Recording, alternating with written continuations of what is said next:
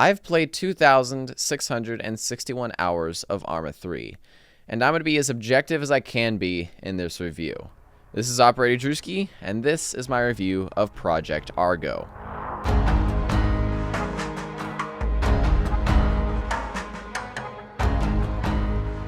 The largest strength of Arma 3 is its customization. You can create a mission in nearly 5 minutes that takes players on a crazy, intense firefight through the jungles of a tropical island, or you can create a mission that sets the players up as long-range snipers in a Middle Eastern desert. Both the Eden editor and the Zeus editor allow these creators to make Arma whatever experience they would like it to be. Mods, like the original Daisy mod, never really focused on combat much, but they focused on more exploration and looting, and making sure that your player stays alive. Game modes like King of the Hill for Arma 3 focus on combat in a non-competitive environment, facing 3 teams of 30 players each against each other in a gigantic explosive battle with infinite respawns. For players of the series that are experienced in Arma 3 combat, Argo is a rather understandable game. It takes away things like weapon sway, which is, in my opinion, one of the worst features of Arma 3, and overall just makes combat simpler, and with additionally removing things like weapon lowering. This makes for the combat to be a little bit more fast-paced and also slightly more user-friendly and just simpler. Newer players will have an easier time getting used to the combat of Project Argo, or Argo, now it's called Argo, it was called Project Argo, than they would in Arma 3, as the controls are just simplified and the game modes are extremely easy to understand.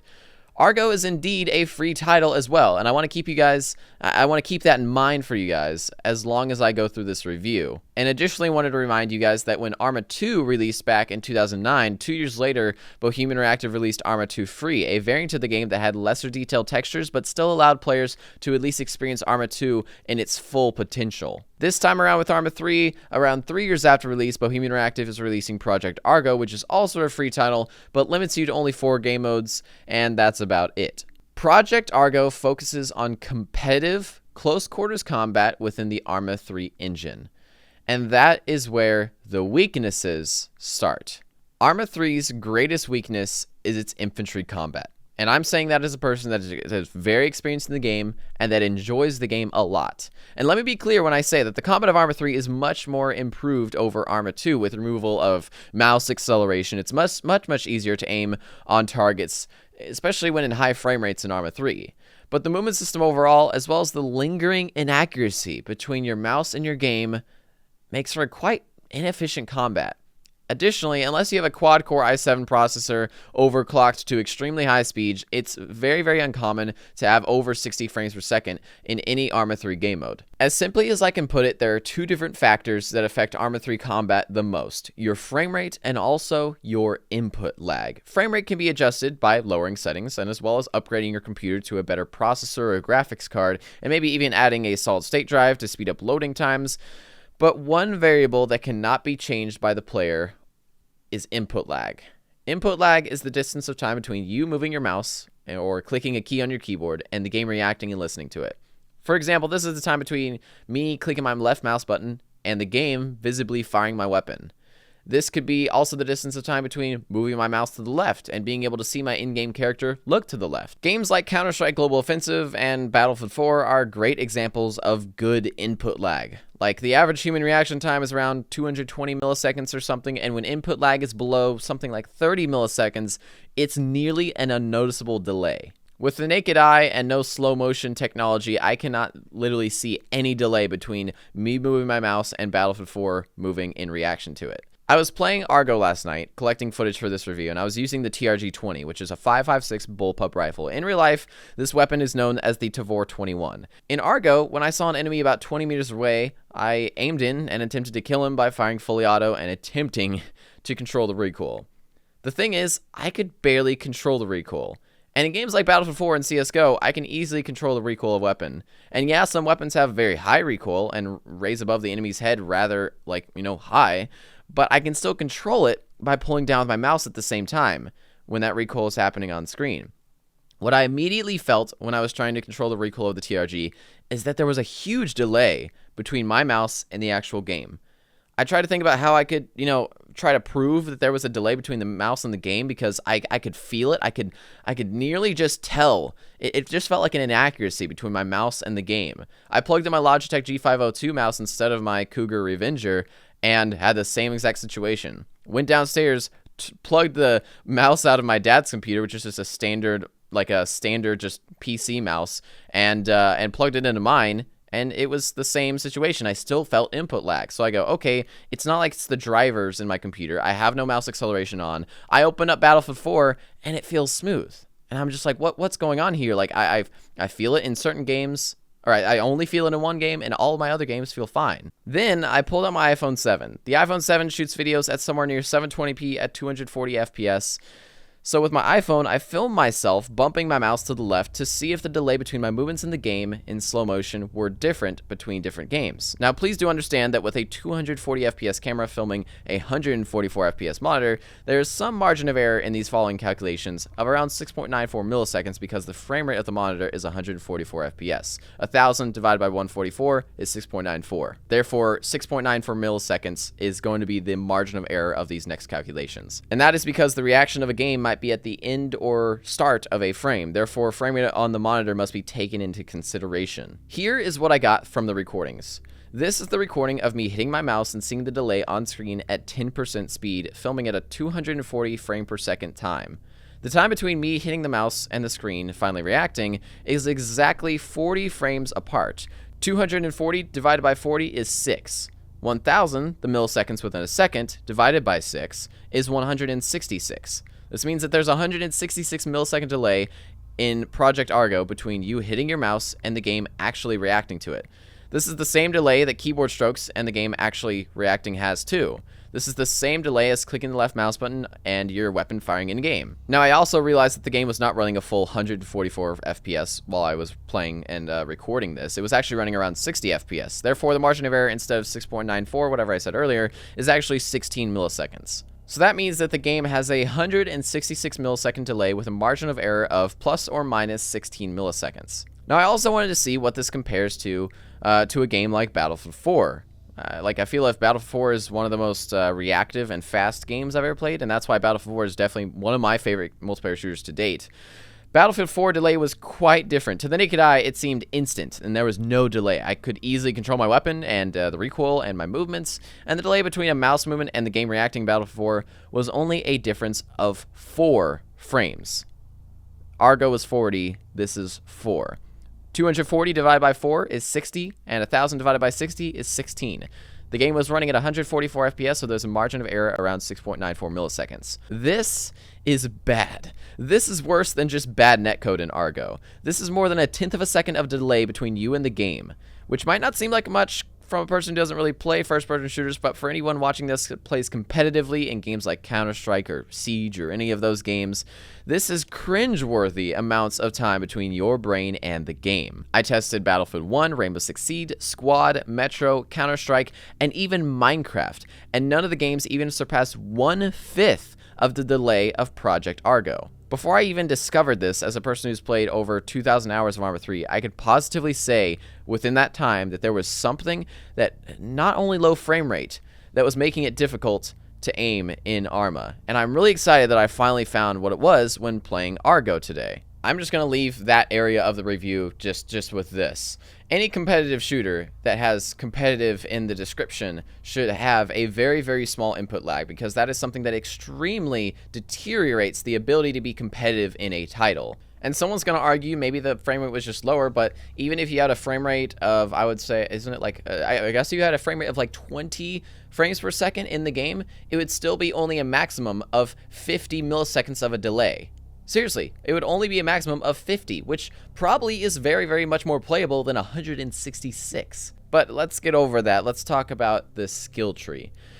My definition of a competitive game is Halo 2. Everybody starts in Halo 2 with the same loadout and the same amount of armor. There's no map destruction, no random weapon drops, no progression. The game is all about map knowledge and your aim with the Xbox controller. Counter-Strike Global Offensive starts players off with the same weapons at the start of every game, and also have maps that are extremely well balanced between both teams. There's no skill trees in these games, no progression. An experienced player can hop onto a brand new account and be just as effective as they were on their old account. A new player to a game like CSGO that is skilled at first-person shooters already has the ability to do just as well as a professional ESL player as long as they are skilled enough. There's no advantage in these games from playing a game longer than the other player. In Argo, the word competitive is flipped upside down. The skill tree allows players who have played the game longer to unlock much more powerful weapons. Weapons like the AK-12, which in a farther past video of mine, I showed to be one of the most overpowered weapons of any game that I played today. The AK-12 is a one-shot kill within 200 meters from the knee all the way to the neck of a player, excluding the arms and hands. And additionally has much more controllable recoil than most of the weapons in the game, even weapons with lower calibers. Project Argo starts the new player off with 5.56 and 5.45 weapons, which in my experience of Arma 3 just puts you at a massive disadvantage to other players that might have 6.5mm weapons, such as the standard MX assault rifle.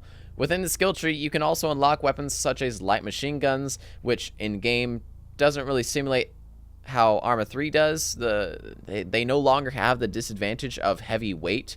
Therefore, holding 300 rounds instead of 90 makes no difference to the player's movements. Players with LMGs can walk around corners spraying fully auto with 100 magazines of 7.62 rifle ammo, which is a one-shot kill at an unarmored torso, which is what new players have to deal with. Additionally, with this skill tree, an experienced player that has enough points can unlock Fragmentation Grenades. This is one of the seriously largest flaws in a competitive game, in my opinion. Having the ability to throw a frag grenade over a wall when the other player that you're just fighting against cannot is an extreme advantage. In game modes like Link, where everything is very close quarters and very tight together, regularly the only thing between you and objectives is a wall or a small house. If you see an objective being taken on your minimap, all you have to do is throw a frag over there into the objective, and as long as the frag grenade lands within, 15 feet within the vicinity of the objective, you will kill everybody at that objective with your frag grenade. This is a massive flaw to game balance. I don't think I need to even explain more why this is a massive flaw. If the game did not advertise and lean towards a competitive experience, I would be okay with this. For example, a player on King of the Hill might have a more powerful gun than me because he worked harder to get it. But that's okay, because the actual chance of that player affecting the entire outcome of the round is very, very slim, because he is only one of 90 players in the round. Compared to Project Argo, where a powerful player with an overpowered weapon is 1 out of every 10 players in the round. I can say without, or 1 out of every 5 players that you're fighting against. I can say without a doubt that if a team of 5 all had AK-12s and grenades, they would win a match every single round. What's even worse about the skill tree is that it allows players that are experienced and have enough points to additionally unlock armor. So not only overpowered weapons, not only grenades, but also armor. Experienced players of Argo are able to unlock better armor of their character, therefore allowing them to take more bullets before dying. Using a 5.56 weapon against the level 2 armor is nearly impossible to kill the person without hitting them with the headshot. This is another massive disadvantage for starting players of the game, because it just leads to competitive aspects being thrown out the window, because as a starting player you have the weakest gun, you have no grenades, and everybody else has armor, and you don't. It's a bad way to bring new players into your game by putting them at a massive disadvantage over players that have been there for a while. Something like a Battlefield game does it right. You give the player a solid weapon. You don't give them a disadvantage at their starting weapon. You actually give them a rather solid weapon. You give them frag grenades. You give them all that they need to really kill. And if they would like to customize their kit, they can, but there's no real upgrades to your kit. There's no advantages that you get over time. Call of Duty Modern Warfare 2 sets you up with preset loadouts that have things that are maybe even farther in the skill tree. For example, in even Modern Warfare 2, the Scout Sniper class has the heartbeat sensor, which is one of the more farther in things that you get at the very end of the game whenever you unlock finally the Barrett 50 cal, and then you also unlock the heartbeat sensor, which is rather at the end of the progression of the skill tree of that gun. And that makes sense, because that gives the player to at least have a chance. They at least have something that is high end. But in Project Argo, it gives the player no chances to have anything high end at the start of the game, and it's just a massive, massive flaw to a competitive shooter. Now, let's talk about the bugs. The only thing about Argo is that it not only does have problems with game balance, and additionally have massive issues with input lag because of the Arma 3 engine, but also has a multitude of bugs that have been here since the beta of this game. I'm a person who really does not notice many bugs in games. When Battlefield 4 launched, it apparently had a very, very buggy release, and I really didn't have a problem with it. Bugs in some games are fine. As long as they're not game-breaking, I honestly just shrug it off as a funny bug and continue playing without any distaste in the actual game. Meanwhile, Argo's most common bugs are absolutely game-breaking ones. I played Argo for 2 hours and 30 minutes last night, and here is a list of bugs that I experienced and how many times I experienced them. Players not wearing uniforms happened 4 times. Players wearing the other team's uniforms happened 3 times. Friendly players not showing up on the minimap happened 5 times. Spawning with the wrong rifle happened 1 time. Spawning with no extra ammunition after my first magazine happened 4 times. Glitching through a container and getting stuck within the container happened 1 time.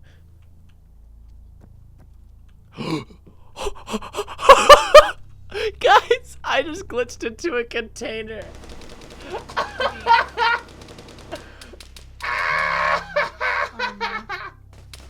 Are you okay? I am literally stuck in a container because I walked beside it. Time to spook everybody that's around me. I'm stuck in a container. Okay, that was a great match. I literally spawned with no weapon, or with no ammo after my first mag, and then I got stuck in a container. New tasker. And it just spawned me without another it spawned without ammo. Why? Why does the game spawn you with 1 mag? Falling through stairs and dying, 2. Getting killed by other players with an error as their name, 3. Rounds ending prematurely, 2. Entire games ending prematurely, 1. No experience gained at the end of a round for anyone in the round, 1. Dead bodies from the last round still existing in the next round and cluttering up the area, 7. Announcer lady screaming the wrong things, 2. Again, as a person who really does not care about bugs much, this is an insane amount of bugs that should not be in the final product of a game. Going into a lobby and getting confused by a bug, the other players in the lobby would reply to me, oh yeah, that's the no ammo bug. That's happened to me before. All you have to do is this. As if it was a regular occurrence to them. Like that was a normal thing in the game that's perfectly acceptable. What's also crazy about this is that this is an officially made game mode that has more bugs than most game modes in Arma 3 that are made by fans. I don't think I've ever had a single structural bug or problem in Arma 3 King of the Hill or even like Arma 3 Wasteland. And even game modes that I've created myself that rely on sector control scripts and loadout management that are very complicated are more functional and less buggy than the game modes in Project Argo. Now, I have to remind myself about this review that the game is free. But I also have to remind myself that Arma 2 was only free about 2 years after release, and not only specific game modes from Arma 2, but the entire Arma 2 game. Even though this game is still free, I still just can't suggest it. If you're watching this video before July 5th, 2017, you can buy Arma 3 right now for $13.59, which is a really, really good deal. Seriously, there are game modes that are fan-made in Arma 3 that you can try out instead of playing Project Argo that will be more bug-free and balanced than this competitive title. If you really want a good competitive title, spending the extra $10 for CSGO is much more worth it just to hear the Russians screaming Suko Bliat Rush B all day long. Argo is a big, fat no-go.